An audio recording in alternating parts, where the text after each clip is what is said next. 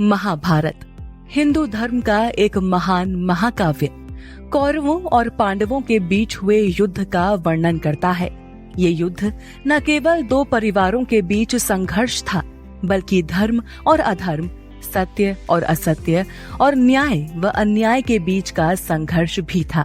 वहीं इसको लेकर कई बार विचार आता है कि अगर पांडव युद्ध हार जाते, क्योंकि कौरवों के पास भी महाबलशाली लोग थे और सभी को यही लग रहा था कि कौरवों की विजय होगी, लेकिन नियति ने सत्य को विजय दिलाई और पांडवों में विजय पताका लहराई।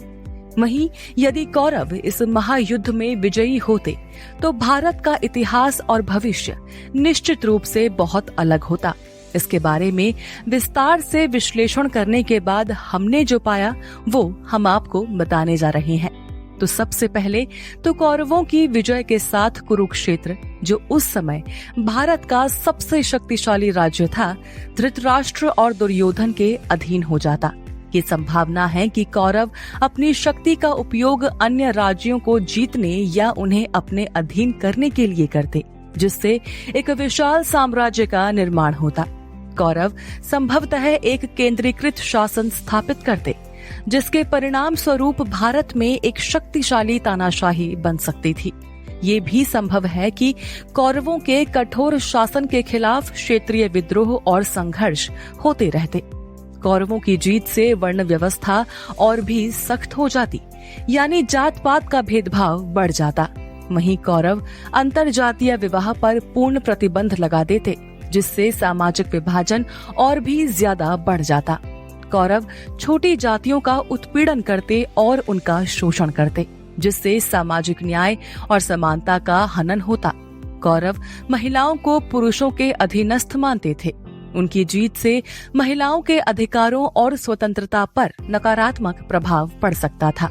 वहीं युद्ध के कारण व्यापक तबाही और विनाश हुआ, इसलिए अर्थव्यवस्था कौरव युद्ध के खर्चों को पूरा करने के लिए टैक्स में भारी वृद्धि होती, जिससे लोगों पर बोझ बढ़ जाता। कौरव धार्मिक कट्टरपंथी थे। उनकी जीत से धर्मनिरपेक्षता और सहिष्णुता का हनन हो सकता था। ये भी संभव है कि कौरव अन्य धर्मों और पंथों का दमन करते और उन पर प्रतिबंध लगाते। कौरवों की धार्मिक कट्टरपंथी प्रवृत्ति धार्मिक युद्धों और संघर्षों को जन्म दे सकती थी। युद्ध और राजनीतिक अस्थिरता कला और साहित्य के विकास में बाधा उत्पन्न कर सकती थी। शिक्षा और ज्ञान पर कम ध्यान जाता, जिससे समाज में अंधविश्वास और अज्ञानता बढ़ सकती थी। कौरवों की गलत नीतियां और अनीतिपूर्ण कार्य कर्म और फल के सिद्धांत को कमजोर कर सकते थे। अंत में हम यही कहेंगे कि ये निश्चित रूप से नहीं कहा जा सकता कि यदि कौरव वाकई जीत जाते तो भारत का क्या होता।